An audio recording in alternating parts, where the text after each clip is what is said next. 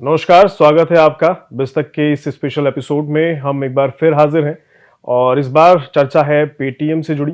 Paytm का मुद्दा पिछले कुछ समय से बाजार में गर्म है और आज कुछ नया अपडेट आया है। क्या अपडेट आया है वो जो है हम समझेंगे। हमारे साथ मेरे कलीग हैं जी, प्रवीण शर्मा जी। ये हमें इस पर प्रॉपर जानकारी देंगे कि क्या अपडेट पेटीएम की लेकर सामने आ रहा है।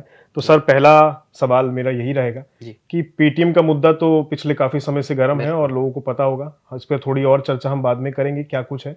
लेकिन नया अपडेट क्या आया है वो एक बार आप थोड़ा दर्शकों को बताएं। बिल्कुल, 31 जनवरी को जब पेटीएम पेमेंट बैंक पर आरबीआई का पहला डायरेक्टिव आया था, उसके बाद जो हलचल मची थी, वो अभी तक रुकी नहीं है। बीते हफ्ते आरबीआई ने इसको लेके एक प्रॉपर एक लंबा-चौड़ा एफएक्यू भी जारी किया था और अब आरबीआई ने एक बार फिर एडिशनल स्टेप्स जारी किए हैं आज। हम आपको वो बताएँगे कि उन एडिशनल स्टेप्स का क्या मतलब है और यूज़र्स पे उसके लिए कस्टमर्स के लिए उसका क्या मतलब है। जी। जी।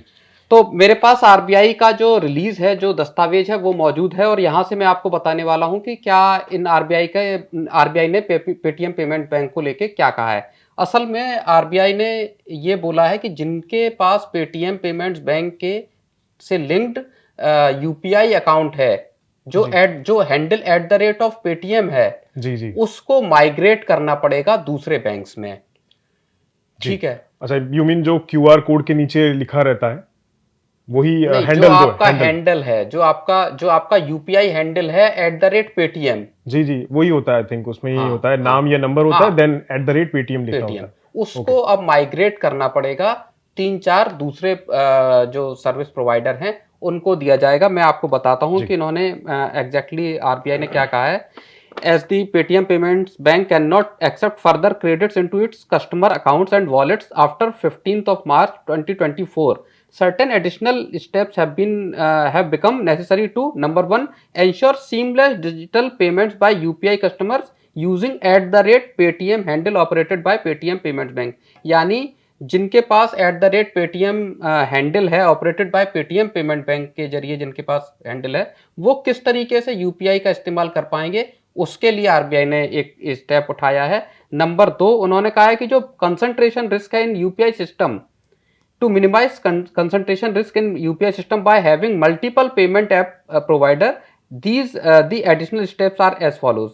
तो जो यूपीआई सिस्टम में कंसंट्रेशन मतलब कहीं उसमें गड़बड़ी ना आ जाए यूपीआई सिस्टम में, उसके लिए मल्टीपल पेमेंट प्रोवाइडर्स होने चाहिए।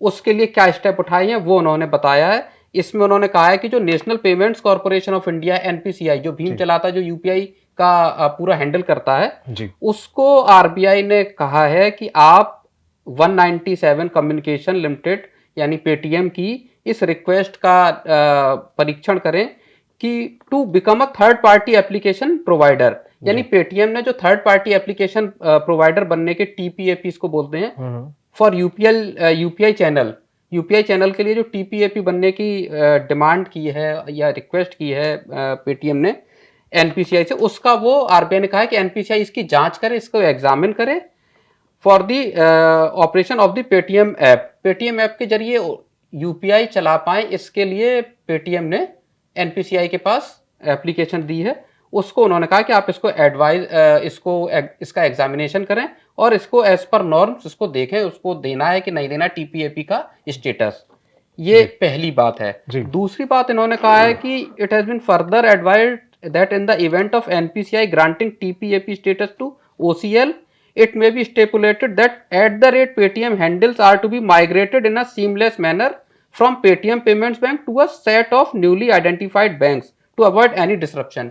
यानी उन्होंने ये कहा है कि जो जिन कस्टमर्स के पास पेटीएम पेमेंट्स बैंक से linked eight the rate Paytm handle हैं, जी। उनको सीमलेस मैनर में, यानी कि कोई उनको दिक्कत ना हो, जो दिक्कत नहीं। कंज्यूमर्स हैं, कस्टमर्स हैं, उनको दूसरे बैंकों पे ट्रांसफर कर दिया ट्रांसफर जाए, किया जा माइग्रेट कर सके। दिया जाए, ताकि वो इजीली यूपीआई का जैसे पहले इस्तेमाल कर रहे थे वैसा वो 15 मार्च के बाद भी इस्तेमाल करते रहें। करते रहे। उसकी अच्छा। वजह यह है कि जो पेटीएम वॉलेट है, पेटीएम पेमेंट बैंक के और पेटीएम वॉलेट है, वहां तो डिपॉजिट पे रोक लगा दी है, तो वो डिपॉजिट तो अब कोई कर नहीं सकता उसमें। तो अब यूपीआई जो पेमेंट करने होंगे इन कस्टमर्स को, वो अब उनको दूसरे बैंक पे माइग्रेट करने के बाद ही वो कर पाएंगे, दूसरे जो पेमेंट प्रोवाइडर हैं उनके थ्रू। जी। सर इसमें मैं एक आसान सा मेरे जो दिमाग में सवाल आ रहा है वो ये कि एक ग्राहक के तौर पर जब मैं क्यूआर कोड से स्कैन करूंगा, मेरा हैंडल अगर @पेटीएम वाला है, तो वो क्या @पेटीएम हैंडल अब काम करेगा 15 मार्च के बाद? 15 मार्च के बाद वो हैंडल काम नहीं करेगा। वो पेटीएम पेमेंट बैंक से अगर लिंक है, उसकी उसी के लिए ये आरबीआई ने एडिशनल स्टेप्स उठाए हैं कि आप इन बिटवीन अपने जो इसको माइग्रेट कर लीजिए दूसरे बैंक्स पे। और उन्होंने कहा भी है कि for seamless migration of @at Paytm handle for to other banks, NPCI में facilitate certification of 4-5 banks as payment service provider banks with demonstrated capabilities to process high volume UPI transaction. मतलब एनपीसीआई 4-5 बैंकों को पेमेंट सर्विस प्रोवाइडर के certification कर सकता है, ताकि वो जो यूपीआई के हाई वॉल्यूम ट्रांजैक्शन आने वाले हैं उनको वो हैंडल कर सके, कैटर कर सकें। ओके, ये है। ओके, ठीक है। तो मतलब बेसिकली जो अभी तक आप लोग पेटीएम का इस्तेमाल करके पेमेंट करते हैं, छोटी बड़ी वटेवर जो भी हो, वो अब पेटीएम @पेटीएम हैंडल से नहीं होगी। उसकी बजाय जिसको एनपीसीआई जो है करेगा आगे, जिस भी बैंक को उसके लिए ऑथराइज करेगा, उससे चलेगी वो। करेक्ट। आपको माइग्रेट कर दिया जाएगा दूसरे बैंक्स पे, आपका जो यूपीआई हैंडल है उसको, और उसके बाद आप इजीली वहां से अपना यूपीआई जो ट्रांजैक्शन है वो कर पाएंगे उसमें। तो ये कस्टमर्स के लिए भी एक बड़ी राहत है, क्योंकि जब से आरबीआई के डायरेक्टिव्स आए थे पेटीएम पेमेंट्स बैंक को लेके, तब से कस्टमर्स में था कि कभी फास्टैग चलेगा कि नहीं चलेगा, वॉलेट यूज होगा कि नहीं होगा, कैशबैक मिलेगा कि नहीं मिलेगा। जो बिल पे कर रहे थे, ओटीटी बिल हो या इलेक्ट्रिसिटी बिल हो, लोग बड़े पैमाने पे लोग पेटीएम का इस्तेमाल करके करते थे। तो वो कैसे होंगे, इसको लेके एक बहुत कंफ्यूजन और जो कस्टमर थे उनमें चिंता थी। यहाँ एक बात और मैं बताऊंगा, जो मर्चेंट्स हैं उनके लिए आरबीआई ने कहा है कि for the merchants using Paytm QR codes, जो क्यूआर कोड यूज कर रहे हैं पेटीएम क्यूआर कोड, ओसीएल में ओपन द सेटलमेंट अकाउंट्स। तो ओसीएल यानी 197 जो कम्युनिकेशन है पेटीएम, वो सेटलमेंट अकाउंट्स खोल सकता है विद 1 और मोर पीएसबी बैंक्स, यानी जो पेमेंट सर्विस प्रोवाइडर हैं उन बैंक्स के साथ पेटीएम को इनके सेटलमेंट अकाउंट खोल सकता है, ताकि उनको भी जो मर्चेंट्स हैं, कस्टमर्स के साथ साथ मर्चेंट्स के लिए भी उतनी बड़ी प्रॉब्लम क्रिएट हुई है, तो वो भी स्विच कर सकें, दूसरे बैंक्स पे ट्रांसफर कर सकें, और फिर अपना जो उनका कारोबार है, जो भी यूपीआई ट्रांजैक्शन है और बाकी वो हैं, वो उनको इजीली कर सकें। क्यूआर कोड भी जो पेटीएम के लगे रहते हैं दुकानों पे, बिल्कुल, वहां पे भी उनको माइग्रेट करना होगा, वो नहीं चलेगा बिल्कुल 15 मार्च के बाद। बिल्कुल। तो ये तो बड़ा बिल्कुल डिसीजन है। आरबीआई दरअसल ये चाहता है कि चूंकि पेटीएम के साथ बड़े पैमाने पे, मतलब करोड़ों की तादाद में लोग जुड़े हुए हैं उस ऐप से और पेटीएम पेमेंट्स बैंक के साथ, यूपीआई ट्रांजैक्शन ही बल्क में होते हैं पर डे, तो आरबीआई ये सोच रहा है कि इन कस्टमर्स को किसी तरह की परेशानी नहीं होनी चाहिए, जो उन्होंने पाबंदियां पेटीएम पेमेंट्स बैंक पे लगाई हुई हैं उसकी वजह से। पर सर तो फिर मतलब जैसे अब पेटीएम ऐप खोल रहे हैं हम और ऐसे करके क्यूआर कोड करते हैं, अब उसका काम नहीं होगा, मतलब वो आप पेटीएम की फिर खोलने की जरूरत नहीं रहेगी ना, ये मतलब निकलता है क्या इससे? नहीं, इसका मतलब ये नहीं निकलता। इसका मतलब ये है कि जिनके अकाउंट्स पेटीएम पेमेंट्स बैंक के साथ लिंक हैं, जिनके यूपीआई @पेटीएम हैं, जो पेटीएम पेमेंट बैंक है, वहां केवल असर पड़ेगा। बाकी जो है, आपका अगर दूसरे बैंक से अकाउंट लिंक है तो आप इजीली कर ही पाएंगे उसमें यूपीआई पेमेंट। अच्छा। किसी का एचडीएफसी बैंक से या किसी का आईसीआईसीआई बैंक से या एक्सिस बैंक से जो लिंक है अकाउंट, तो वहां पे आपको कोई, क्योंकि आपका अकाउंट लिंक है, आपने यूपीआई स्कैन किया, कोड स्कैन करके आपने पे कर दिया।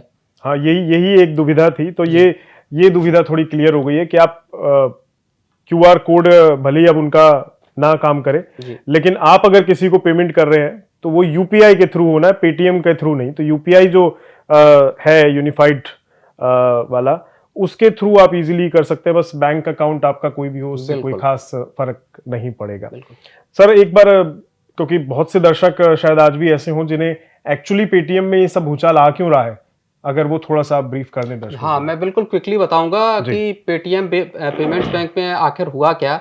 देखिए, विजय शेखर शर्मा की कंपनी जो पेटीएम है, उसके साथ उनका payments bank Paytm payments bank भी था, और आरबीआई ने 31 जनवरी को शाम को एक डायरेक्टिव जारी किया था, एक आदेश जारी किया था, जिसमें उन्होंने ये साफ कहा कि 29 फरवरी की उन्होंने तारीख दी कि थी कि 29 फरवरी के बाद पेटीएम पेमेंट्स बैंक की कोई भी बैंकिंग सर्विसेज नहीं चलेगी, उसको बंद कर दिया जाएगा।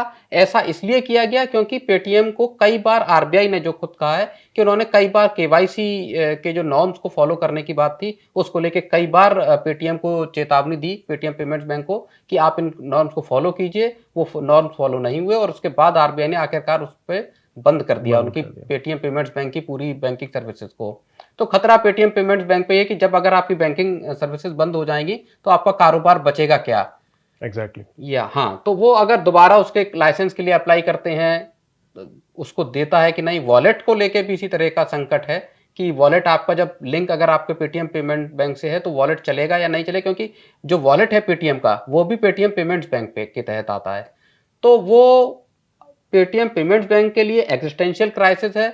आरबीआई नया लाइसेंस कोई भी देगा तो उसके पीछे, उसके पहले पूरे जो प्रमोटर है उनकी साख को देखेगा, आपका ट्रैक रिकॉर्ड देखेगा, उसके बाद मिलेगा। और अभी चीजें थोड़ी सी मुश्किल ही दिखाई देती है पेटीएम के लिए, विजय शेखर शर्मा के लिए।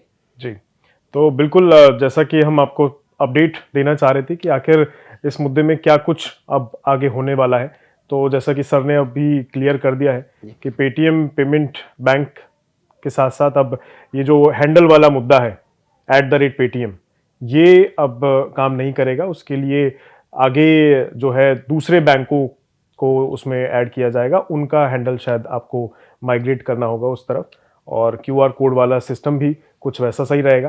तो इसके लिए जो ग्राहक हैं और मर्चेंट्स हैं दोनों पर इम्पैक्ट पड़ेगा, लेकिन 15 तारीख के बाद। तो फिलहाल सर इस जानकारी के लिए बहुत बहुत धन्यवाद। उम्मीद है हमारे जो दर्शक हैं उन्हें ये जानकारी पसंद आएगी, और अगर आपको पसंद आई है तो इसे लाइक करें, शेयर करें और सब्सक्राइब भी करें हमारे चैनल को, और देखते रहिए बिस्तक। फिर मिलेंगे किसी नए मुद्दे के साथ। दीजिए इजाजत, नमस्कार।